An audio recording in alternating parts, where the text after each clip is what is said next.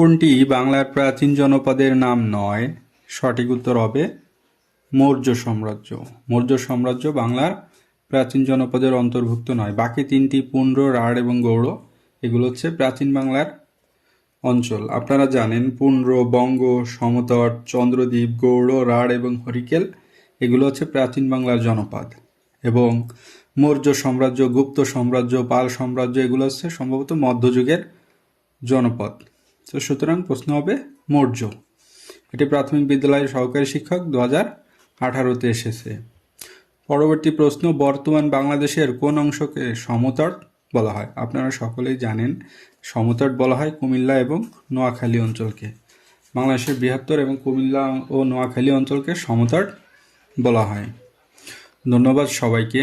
ভিডিওটি আপনাদের উপকারে আসলে এবং ভালো লাগলে চ্যানেলটি সাবস্ক্রাইব করে সাথেই থাকবেন।